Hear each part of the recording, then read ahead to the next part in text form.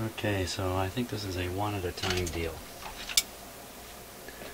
Do this one, that one, that one, that one. In every case, the boards are kind of fixed by that cable down in here, with not a lot of flexibility, especially this one. So, game of millimeters. The plugs are probably caught on the parts. Okay, there's the first one. There he is. Oh gosh. How am I supposed to get that done? Wow.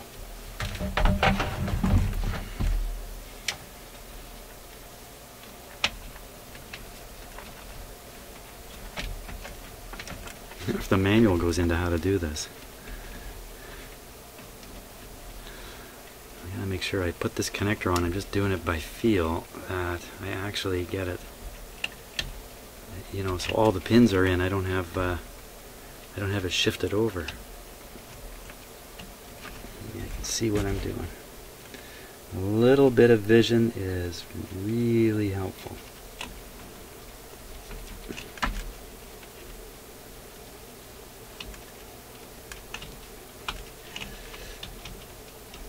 Some intelligence is handy too, but boy, I gotta go without that.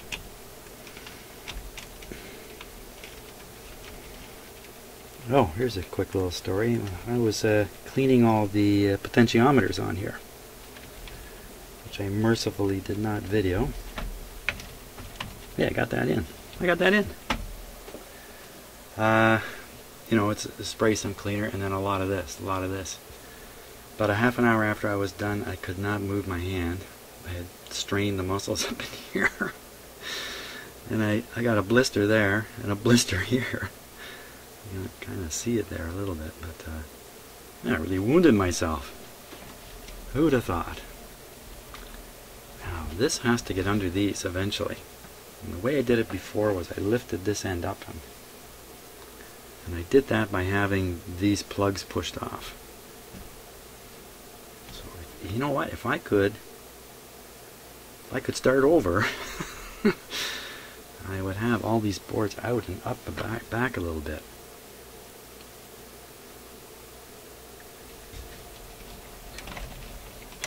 Just no play in the cable here. Oh, maybe there is some play. Yeah.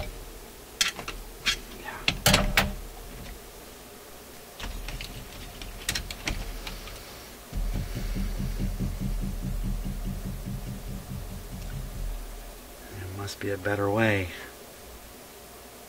I don't think I can get this board to clear the back of these. You can barely see them in the camera view. That's where the 1/4 inch plugs go in down here. To remove them all, I have them floating around.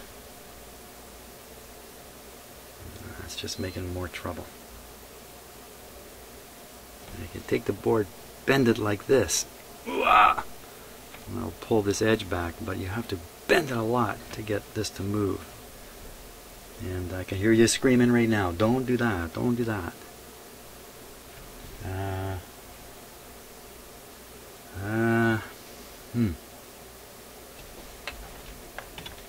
It's pretty darn close here. I got that one out.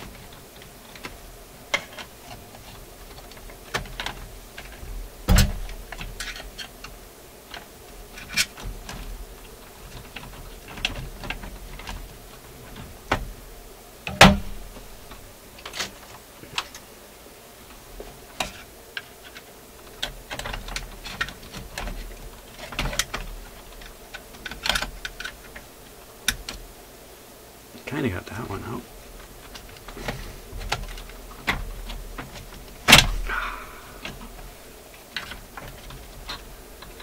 This is another fine mix I've gotten myself into here.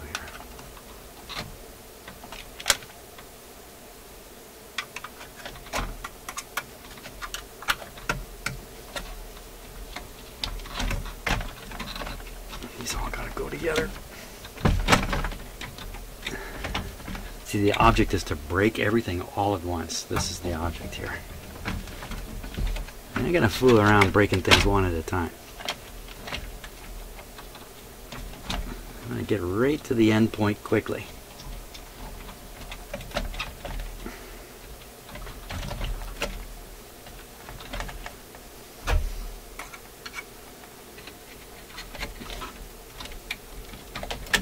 I hope this helps the situation out.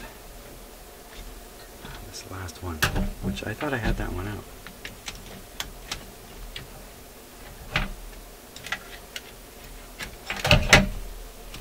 This one's not as interfered with at the end here as much.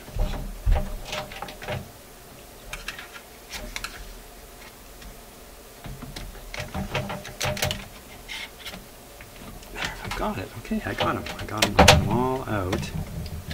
What's that buying me? It's because I put this plug in here. Out. Yeah. No sudden anything.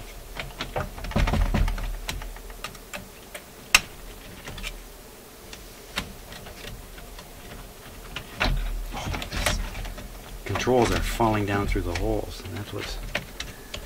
No, this plug's gone back in. 18 ways to break your mixer.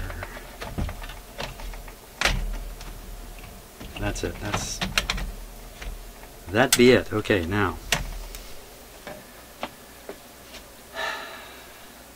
Where's that gotten me? That's gotten me further into the jackpot here. Okay, you know what? Because these are separate, I should have lifted them way up again, just just like they were before I put them in.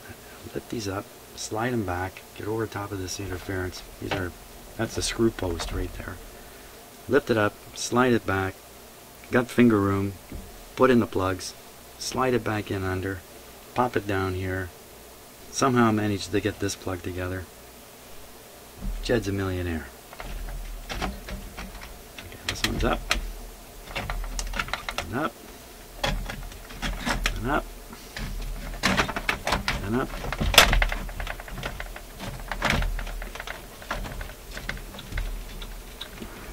Everything's caught on everything here. Hey, not bad. Not bad. Okay. Okay, you know what? Logically, I think that's going to work because these boards will then set down and then this will go in. Because it goes in over top of this one. I'm enjoying the idea that it's going to work before I find out it won't work. Okay, let's find out. No, I should put this board next, then that, or that, and that. This one's already done. Is there really any difference?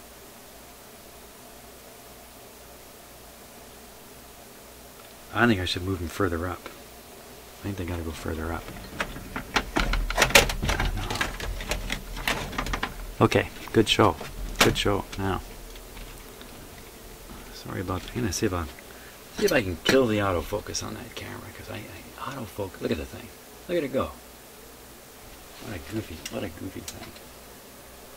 Gets fooled by all kinds of stuff. Okay, let's see if I can do that. Bear with me. I'm going to do it live. Doing it live.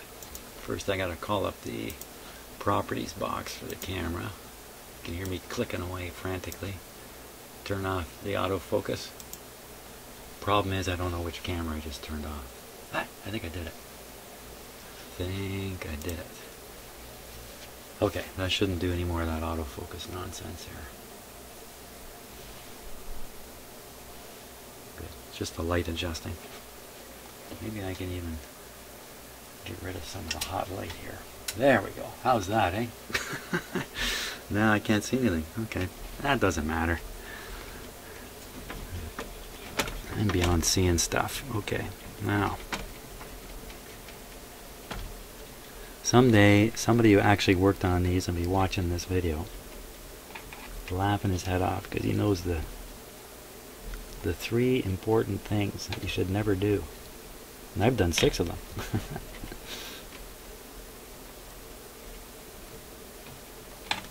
Okay, but I'm getting there. Once again, persistence and a little bit of thinking. I supply the persistence, you guys supply the thinking.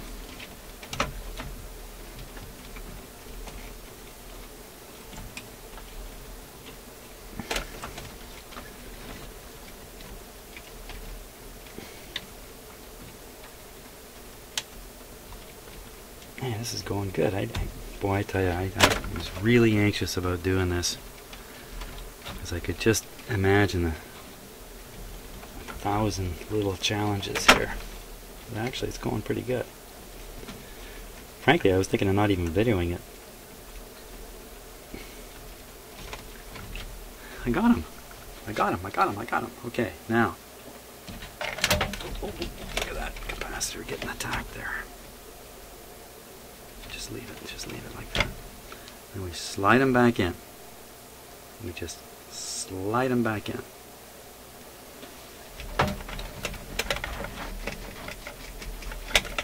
And I remember when I took these out, I had to push pretty hard against the wires to get it all the way.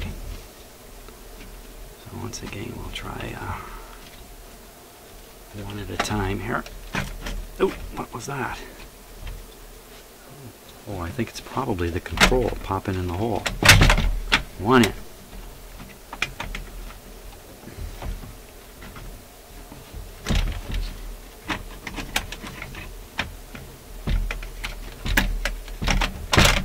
Two in. Three in. Holy smokes, I'm on a run. It's 3.5, 3.5. Looking for four, looking for four. Got four in. Uh-oh, that's not in. What's going on there? 4 in, 5 in. Wow. Quickly, a round of applause. Because what comes next, there may be no applause, so I better take it now while I can. Now, the objective is to get this one back into the plug.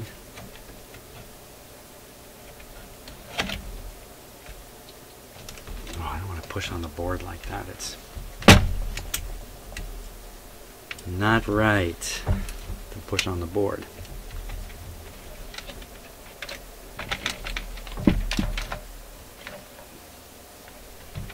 Okay, I need a little more light.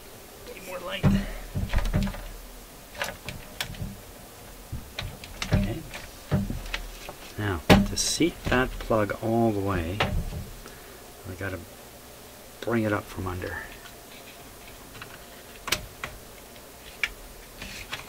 With this pointed spear tool. That's a good tool to use.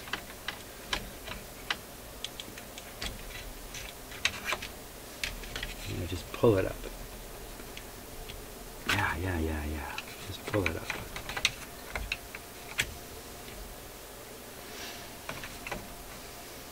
Is my head getting in the way there? I guess not.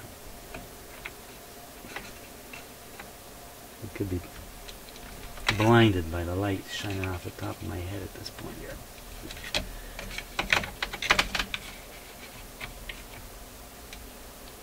Come on.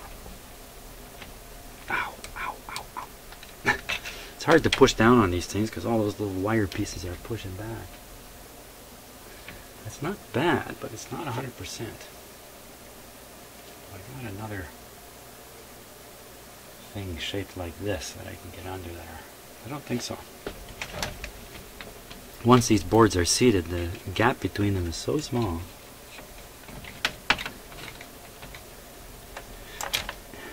One of the things I learned when I was working in the power company, and we were turning out designs for the field crews to follow, install poles, build manholes, install cables, is we produced designs which were the end product, and they were more or less schematic.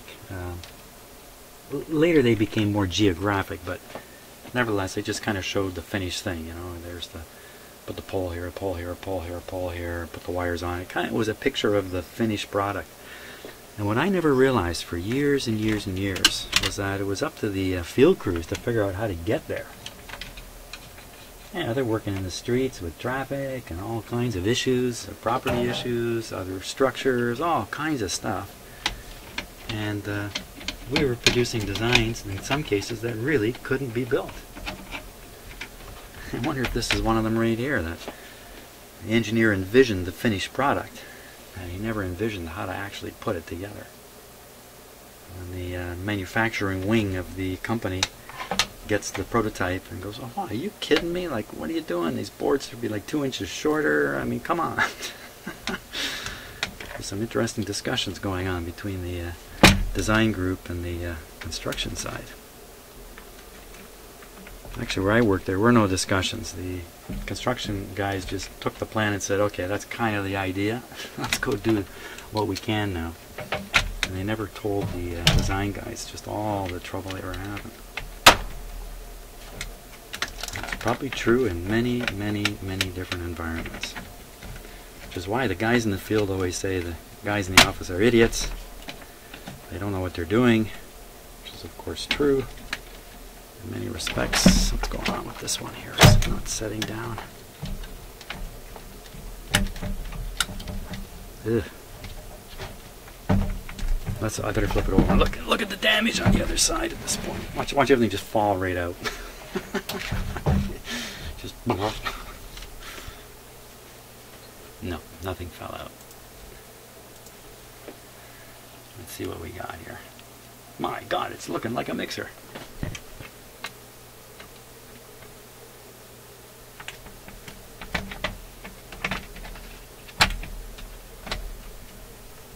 This one's way out. Oh, those didn't come through. There they go. Yeah, likewise. Oh, that's what's going on with this one. Same sort of deal.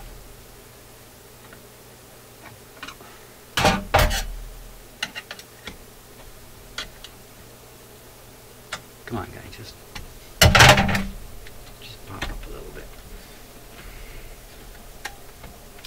There you go. There you go.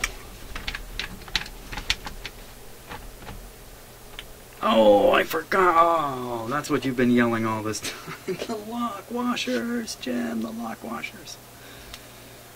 Ooh. Oh, okay. Yes. Didn't I say something about those before I started this? I wonder if I stick them on the top. Nah, it's not a good idea. You got all kinds of lights that didn't make it through here. LEDs too. Ooh. Oh, it's at the back. I got an idea. You see these plastic knobs? I'll just cut them all off.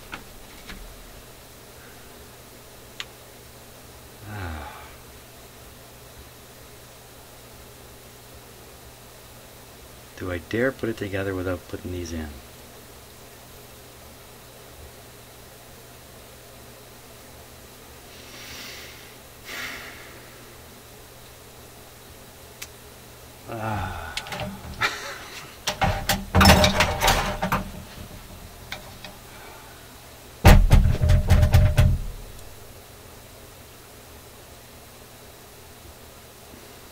Holy logistics, Batman. I'm waiting for a good idea to come.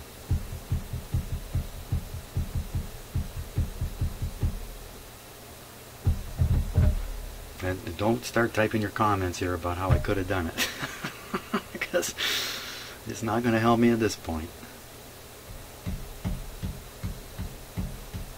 Okay, let's just see if we can lift it back there. Oh, it's a heartbreaker. I'm broken. This was supposed to be a 1-hour project. The whole thing, from start to finish. Not a lifetime project. Well, I can lift them up a fair ways. Let me just push one up. You know what? I can push. Well, this one's free to go. I can push it up high enough. I can actually get clearance.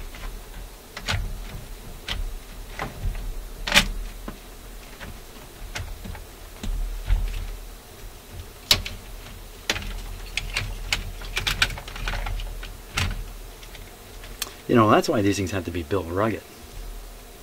So they can be put back together.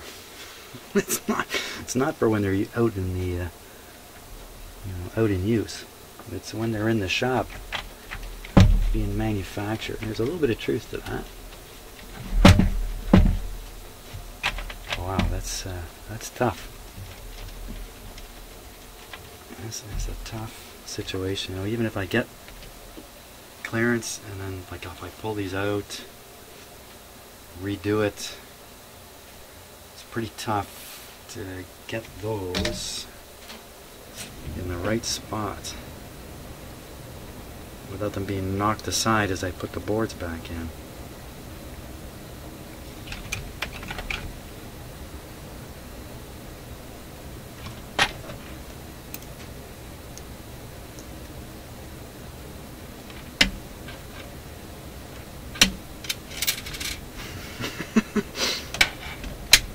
That's good. Oh, there's one on its way now.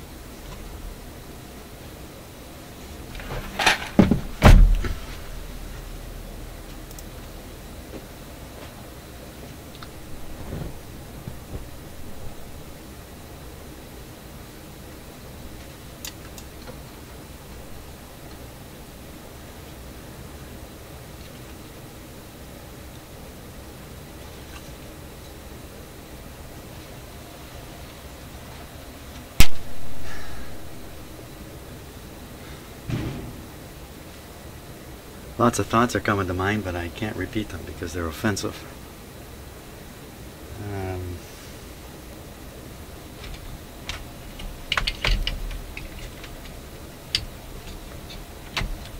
Just get out of the way. Stay out of the way, why don't you?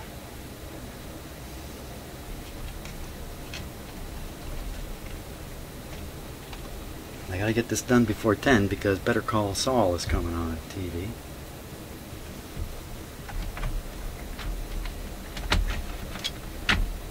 Okay, so I'm going to try to put something that'll lift all the controls up at the same time.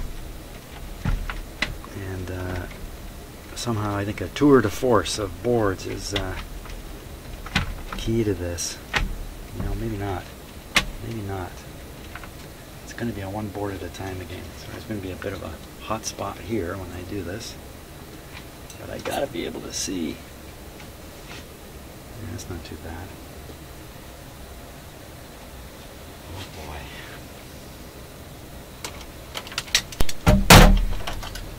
Very long pliers here.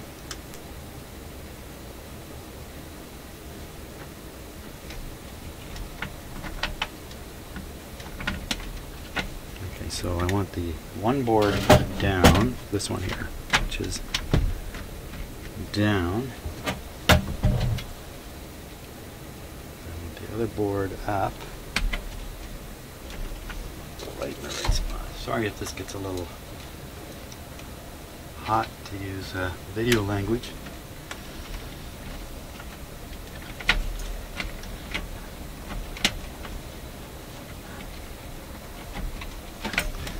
What's going on there? It's running right into these. Oh boy. See, never try this at home. I'm a trained professional.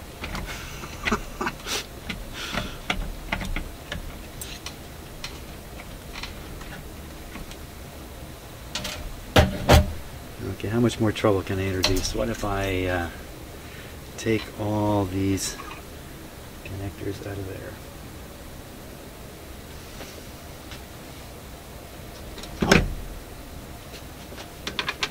Let's try one. I always try one. One board.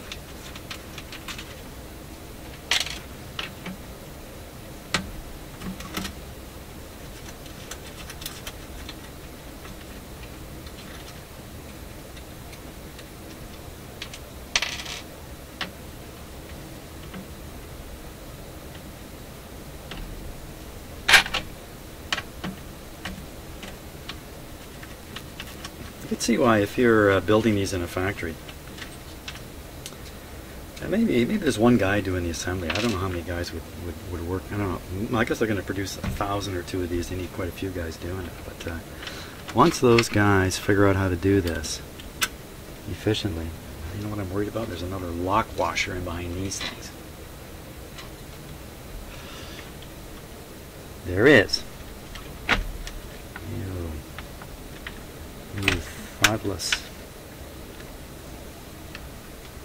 Where's the lock washer for this one? Was it missing, or did it fall in? Okay, won't worry about that. I'll worry about the lock washer I'm currently targeting.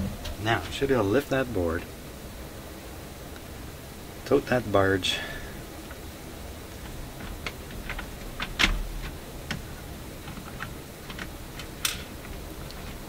and the lock washer is in. So that's the process, I'm afraid. Now, should I just leave these hanging? They can't go anywhere. Well, the worst they can do is drop their lock washers down in there, and I can retrieve those, I'm sure. Hey, that's the way. That's the way. That would have made everything a lot easier if I'd done these earlier. Yes, the heads are nodding. Heads are nodding. Your head is nodding.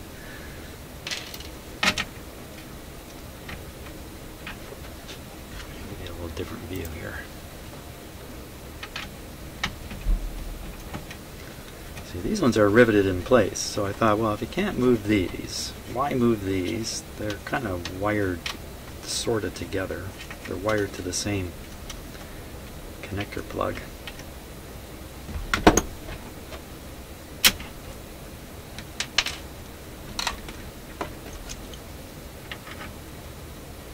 What's the lock washer situation there? We all have lock washers, of course.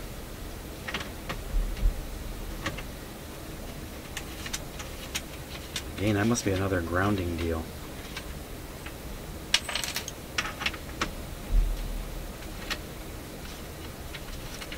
How long have I been shooting here? Almost half an hour.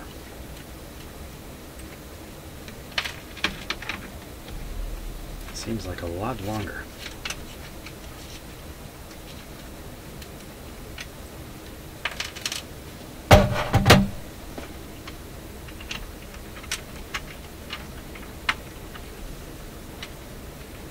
Now, we will stop for a moment. I won't stop the video. I just stop the work and see if there's something funny on the radio. What time is it? What time is it? It's just past 8:30. In the Atlantic Monthly, and he joins us from Amherst, Massachusetts. Hello. Hello. The worst possible idea except for all the others? Why do you say that? Well, basically, the world has a problem. There's about 7,000 very large coal plants worldwide, and they're not going to go away. So the question is what to do about them. Carbon capture is a very expensive technology. It's very inefficient in certain ways, but if we're going to do something about coal, I think it's very, very difficult to imagine a future in which there isn't some form of carbon capture.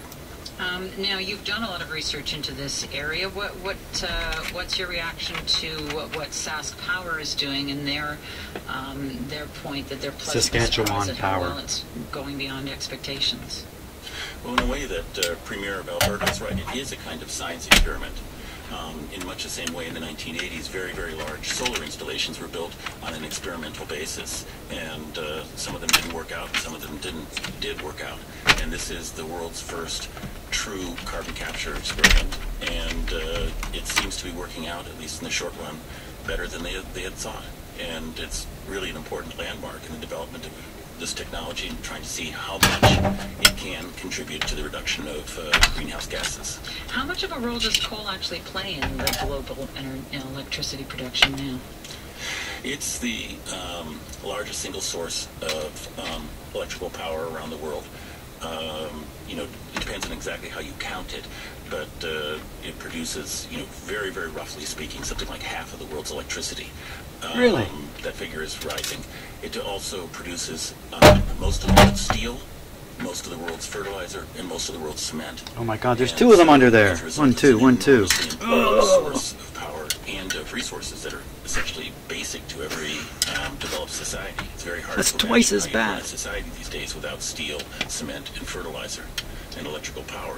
Coal is absolutely key, for better or worse, to the production of all of them. But it is Sorry, the dirtiest I'm yelling into my energy, isn't it? microphone. Sorry. Absolutely. Absolutely. It's a total mess from that point of view. And the question is what to do about this situation. We're constructing the infrastructure we now have, which we've done over a period of 100 years, and we knew from the beginning that coal was so much problem we probably wouldn't go in the way we have. But we have what we have, and the question is what to do about it. In North America, a lot of the coal plants, like the ones in Saskatchewan, are quite old, and a number of them are going to be shut down and rebuilt, and that gives a chance to go to cleaner energy sources. But in places like India and China especially, most of the coal plants are brand new, and it just defies belief to think that they're going to tear down infrastructure like this that they just built and replace it with something else. Well, so and here we have this technology to maybe do something about it. you have been to visit carbon capture and storage projects in China. What are they doing? How advanced are they? Well, they've done a whole bunch of projects that in a certain way are just nibbling around the edges. It's an expensive technology. It's not clear how to work, and so what they've done is put them on kind of subsidiary plants to see what they can do. And there's about a dozen fairly functional carbon capture plants of one sort or another in China. But the Boundary Dam project is the first one that's got every aspect in place, in which you have a large power plant that's getting rid of most of its carbon and storing it properly. So what's stopping the technology from being more common? Well, it's really expensive. I mean, that's the basic problem with it. What you do in the most common practice, which is called amine scrubbing, is you have a gigantic tank of a chemical. You pump the carbon dioxide through it after you've separated it out. It bonds with the amine, and then you ship it over to another part of the plant, and you boil this big silo of stuff, and that releases the carbon, and then you compress it and shove it into the earth. And all of this is just really, really expensive. You're moving 1 million tons of this stuff through the system, and it's a large and expensive parasitic addition to the power plant. Of course, and we're also power moving it companies into are the air, very right? reluctant to incur these kind of costs if they aren't forced to do it, and so far they've been able to avoid doing it.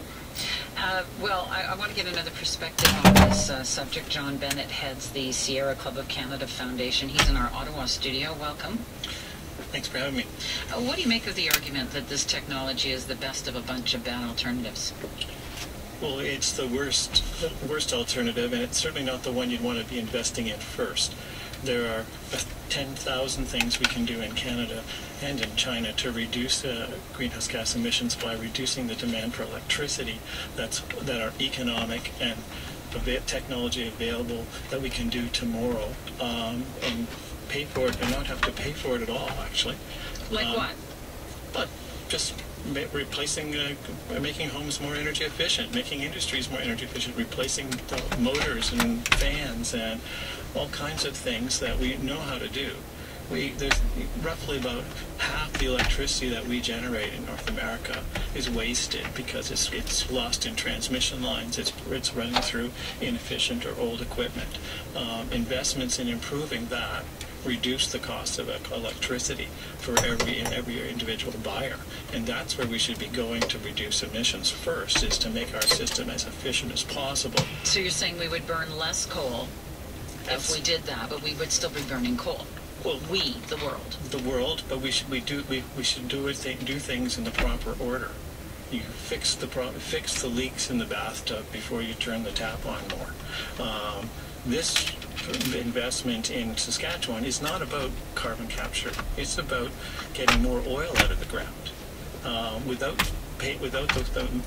any funds coming from the oil being produced, we would not have any economic argument for doing this. So it's less about the storage, the benign storage, and more about what they call enhanced removal. Yeah, because we're talking about how much carbon is put down into the oil well, and we're not discounting the amount of carbon that's coming out of the oil well.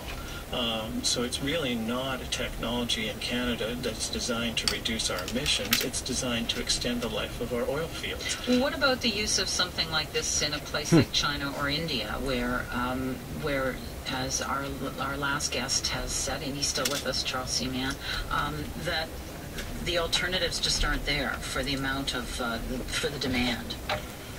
Well, again, I've also been to India. They're very inefficient as well. But who's going to be able to pay for the electricity in a developing country when the price of the electricity is going to be hugely inflated by producing it through this method? There's, solar, wind, and are much more cost effective when you're putting it into a new economy where you're not having to support an ancient distribution system. So it's much more effective to use those first. So again, it's something that should be done at the end of the road, not at the beginning. And what's in Canada, it's the only thing that's happening in Canada. The only thing the federal government has invested in to reduce greenhouse gas emissions in Canada in the last 10 years is this one power plant of $1.4 billion. So we're paying for that. So you and I are paying for the electricity that's going to be used by some people in Saskatchewan. And I'm glad to help out my friends in Saskatchewan, but that's not how we should pay for electricity. Our last guest said that the Canadian government's contribution was $240 million, and the rest of that $1.46 billion comes from Saskatchewan. Exactly. And so, but we're subsidizing the power in Saskatchewan, and electricity traditionally in Canada has been produced by the provinces and paid for by the people who use the electricity. But instead, this one on this plant.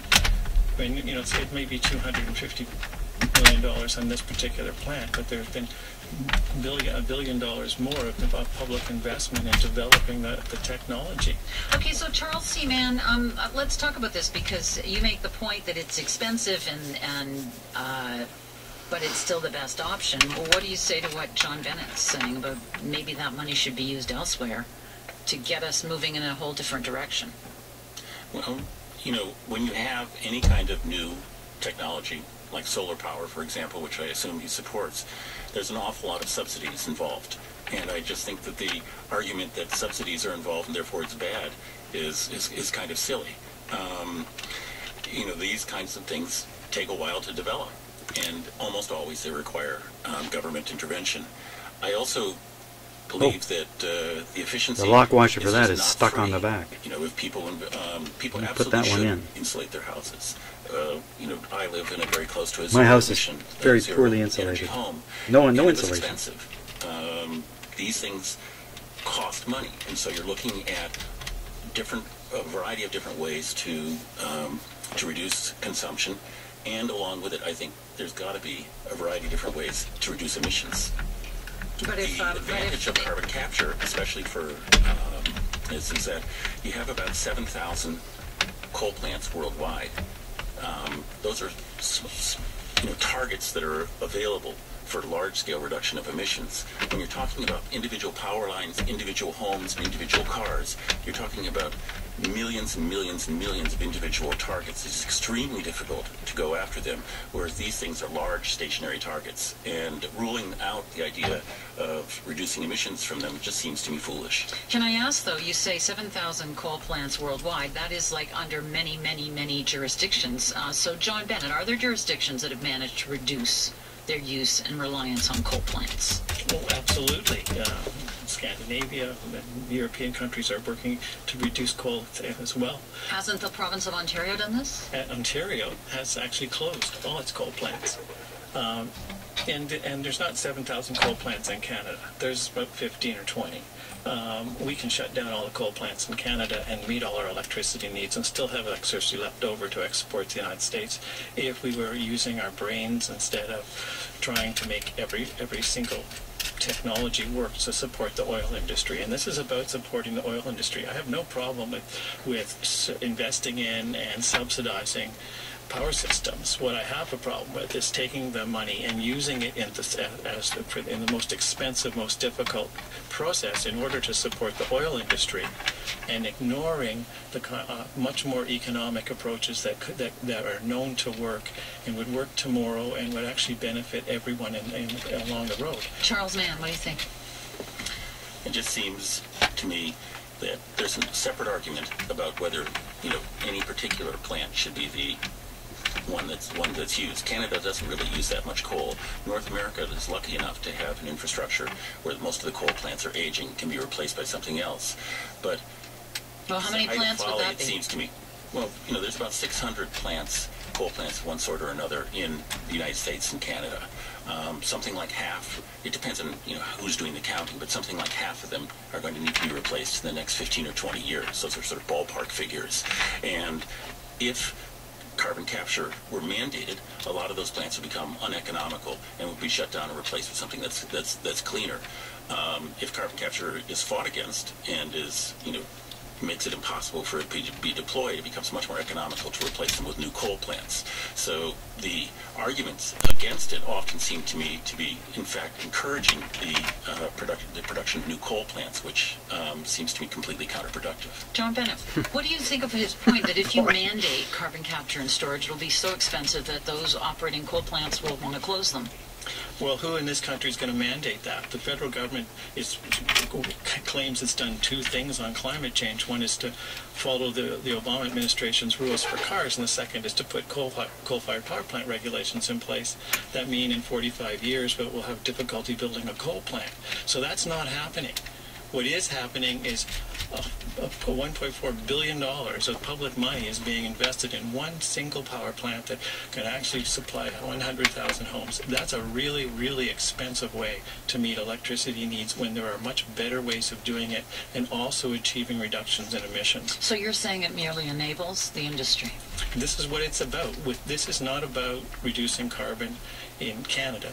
It's about getting more oil out of the ground. And that doesn't solve climate change. That just helps the oil industry get more oil out of the ground. Okay, we have to leave it there. Gentlemen, thank you for your thoughts today. Thank you. I've been speaking with John Bennett. He heads the Sierra Club of Canada Foundation. He was in our Ottawa studio. Charles C. Mann writes about energy issues for Wired Magazine and the Atlantic Monthly. He was in Amherst, Massachusetts. You're listening to The Current Review on CBC Radio 1. I'm Anna Maria Tremonti.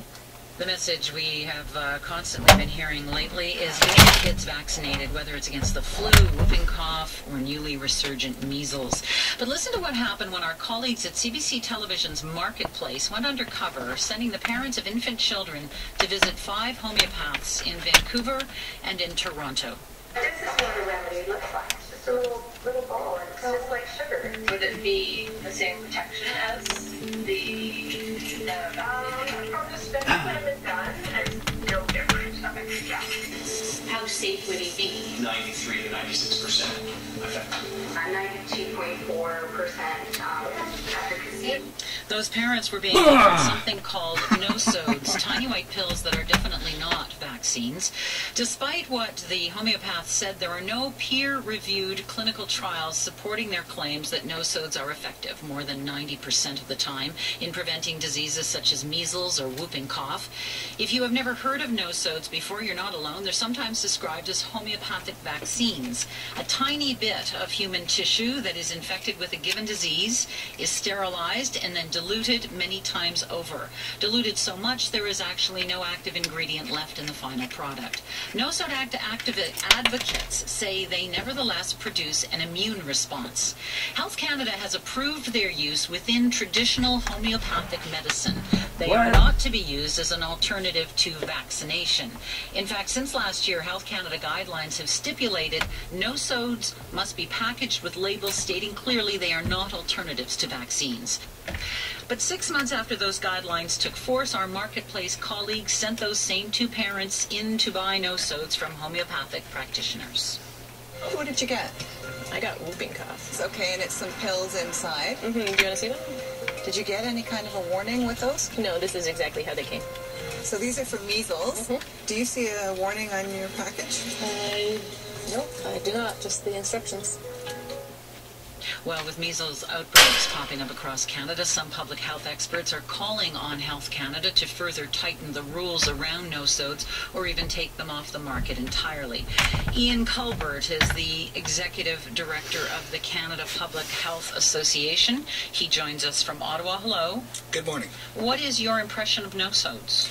Well, I don't have a very good impression of them at all. Boy. As you really laid out That in the LED is introduction, right up there's in no there. evidence that they provide any protection against vaccine-preventable diseases, and yet mostly new parents are being led to believe that they are, and that's really dangerous. How much do you know about how widely they're promoted and used in Canada? Well, that's part of the problem. We really don't have a good handle on this. For the most part, homeopathy is an unregulated profession, and while they purport themselves as healthcare practitioners, there's no self-regulation going on within their industry. So last year, Health Canada said no-sodes must contain a warning, and I'm reading the warning that they want. It says that this product is not intended to be an alternative to vaccination. Is that enough? Well, it's a nice first step. The problem is, if you don't have the ability to enforce a regulation, the regulation is meaningless. So what do you think Health Canada should be doing? Well, I think they need to, if nosodes are going to stay part of the category of products that are available, then they have to really tighten up the conditions under which they're approved. Right now, all they have to prove is that they're safe, effective, and of high quality. But no scientific evidence around efficacy has to be provided. That's just not good enough. Okay, so are you saying they should be pulled altogether? Well, once again, you can call for a ban on these products, but there's a ban on nicotine-containing e-cigarettes in this country, but you can walk within 5 minutes of Parliament Hill and purchase them.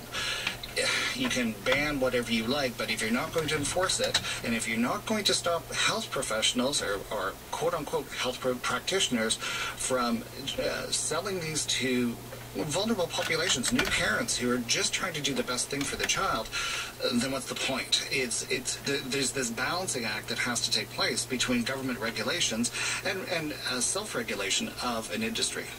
Okay, so what about the professionals who promote these alternatives to vaccines? Should you want them brought to account somehow? Certainly. To the best of my knowledge, Ontario is the first province that is bringing in a college to self-regulate homeopaths, and I think that's an important first step. If you're presenting yourself, especially to new parents, as a healthcare practitioner, there has to be some checks and balances on your practice and what you say. If you're presenting something as a prevention, a prophylaxis for a disease, you have to have some science to back that up. Now, there are associations that represent some of these practitioners, and they say they do not promote the use of no-sodes as alternatives to vaccines. They don't encourage their members to do that. Are they the ones who should crack down? No, as a professional association, they don't have the ability to stop a practitioner from participating in a particular behavior. That's where you need a college that can actually license this homeopath to practice and then sanction that homeopath if they break the rules of the practice. And so the individuals, they're still recommending this. You're saying the science appears to be very clear. What is the science telling you? Well, that, as you said in the introduction, there's been absolutely, no double-blind, randomized, controlled trials of these products to prove that they actually do invoke an immune response. The only evidence that they provide is anecdotal. Well, there's anecdotal evidence isn't evidence. It's just a story. We saw this happen. That doesn't prove that there's actually a cause and effect. Sorry about without that evidence, these are useless products. So does this example of no-sodes point to a bigger issue in the regulation of the natural healthcare industry? I think it does, because especially for parents, they want to do the right thing for their child across the spectrum. It's not just with vaccines, and there's a pull towards using a natural product. And that might be fine if you're talking about a natural laxative or a natural sleep aid. But if you're talking about that, telling someone that they're protecting their child from a from a preventable disease by taking a product that has no scientific evidence backing it up, I've got a serious problem with that. What about the whole issue of vaccines and safety of vaccines? How many times can I wiggle this? Issue about how well health Little officials LED. have been able to educate Canadians about vaccines. Is that part of the problem? Absolutely. We are, to a certain extent, victims of our own success. We don't see cases of a lot of vaccine-preventable diseases anymore. But I do think we'll see the tide turn if there's an outbreak of polio. That will change people's minds very quickly. We're also a highly industrialized country with a great healthcare system for the most part. So even if a child does get measles, the chances of them having really serious side effects are fairly limited. People forget hundreds of children died every year because of measles. I don't think anybody wants to go back to that, but the long-term risk of your child coming down with measles seems very limited compared to the potential immediate risk of the very minute chance of a side effect from taking the vaccine. So, what are the responsibilities then of doctors and public health experts in making that more clear to people? Because there are people who still think there's a debate about this. So, I mean, how much responsibility do the people who know the science have to take in presenting the smokes. science? What a hassle. What we're understanding is knowing the science about vaccines isn't enough anymore. Just being able to lay it out to consumers and say, this is what the science tells isn't enough. We have to bring the psychology into it as well because people have fears. Ian Colbert, thank you for your time today. Thank you. Ian Colbert is the Executive Director of the Canadian Public Health People Association. have fears. He joined us from our Ottawa studio. Now, we requested interviews with Health Canada, the Minister, Rona Ambrose, and her Parliamentary Secretary. No one was available today. We also asked the Canadian Association of Naturopathic Doctors to speak with us. That organization declined. We reached out to bodies that regulate naturopathic physicians in Alberta, Saskatchewan, Manitoba, and Ontario. They did not get back to us. The College of Naturopathic Physicians of British Columbia did respond, but it could not provide anyone for an interview. However, it stated naturopathic doctors providing immunizations must, quote, adhere to provincial immunization guidelines. They go on to say, quote, they are not permitted to misrepresent homeopathic preparations as substitutes for the immunization protocols approved by the province, end quote. That's all the time we have for the current review. I'm Anna Maria Tremonti. Thanks for listening. You're welcome. This is CBC Radio 1, 99.1 FM. Okay, so that was pretty interesting. I let it go because of the story on electricity, because guess what we're working with here? And naturopaths. You know, right? What nonsense.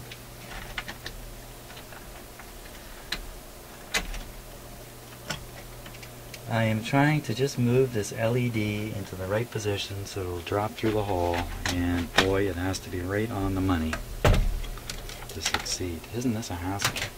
Doesn't this make for bad video? Yeah. I have to include a warning. It's just not even visible through the hole.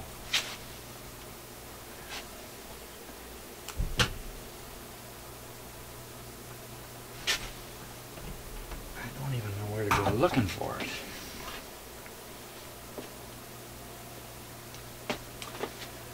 Oh, the frustrations.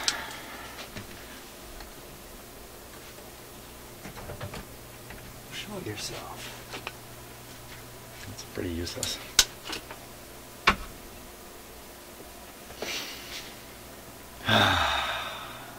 Better Call Saul is only an hour away now. Oh, I should have looked at these before I started putting these in, these boards. I should have looked at the LEDs before I put in these boards. Oh, I really don't want that missing.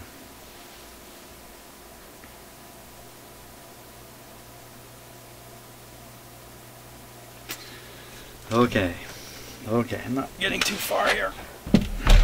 What if I push this connector off, draw this board right out, straighten up that LED where it's supposed to be, put the board back in, then I'm left with this connector challenge here. Let's take a look at that situation. What happens? Wow, see the boards, there's just no clearance between the boards here. So I don't know how I get that connector seated all the way up.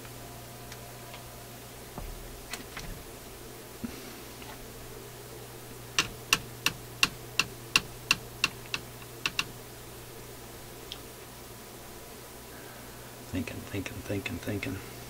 Another alternative. Need another alternative. A couple things crossed my mind. One was shove a straw up through the hole, and then try to use the straw to help position the LED from above by just pushing and wiggling. The problem is the LED is supposed to be sticking up like that, and it's crumpled like this. So as I move it around, I'm just wiggling around the crumple. Even if I get it lined up, it won't be straight. It's going to be like that. Then how would I ever get it to come up through the hole? I take these two boards out. How does that help me? Just double the trouble.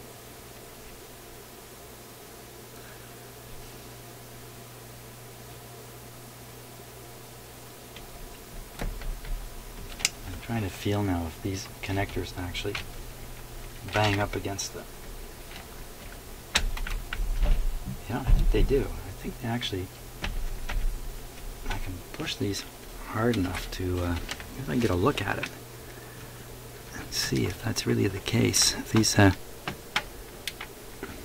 going to have to risk it. Because I'm not getting anywhere here. I'm going to have to pop this off.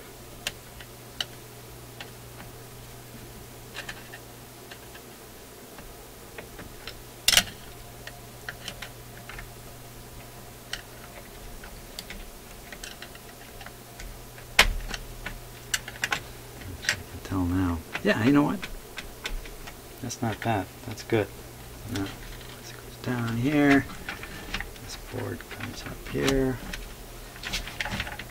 Oh, it's plugged in here. Okay, so that's okay. I can tip it up. Tip it up, tip it up, tip it up. Tip it up and over. There we are.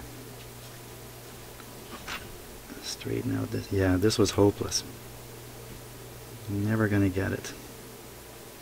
There it is, standing tall and proud now.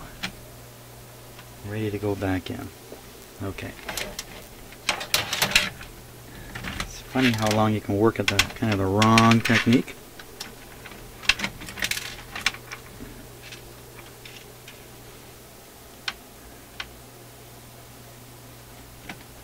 Actually, it's more heartbreaking how long you can work at the wrong technique.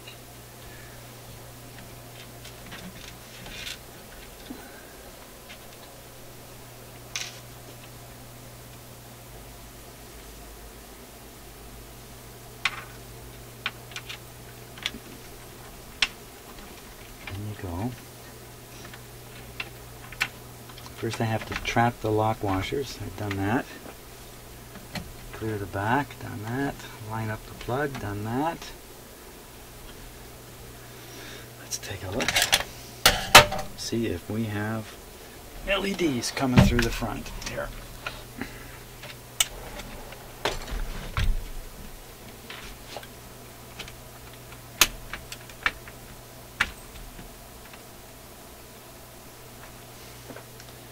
Lock washers interfere.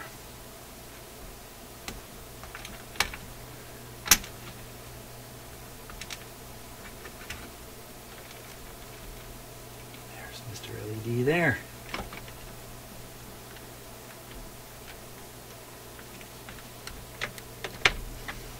Okay, stay like that. Don't go anywhere. Oh, I see a little problem.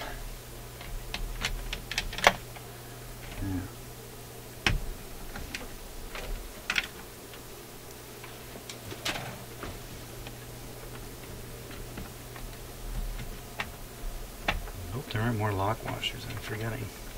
Oh, this is the problem. That was the problem.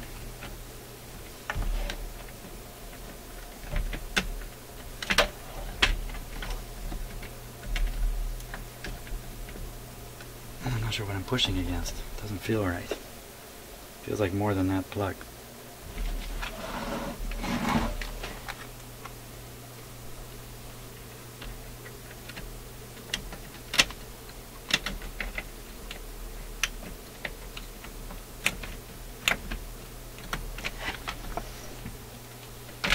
There we go. Ah. If you watch that whole thing, you better think about what you're doing with your time. That's what I would say. Oh boy. Well, that's a hurdle jump, and I had this video running now for 1 hour continuous. Okay, let me break it because it takes 16 days to upload it.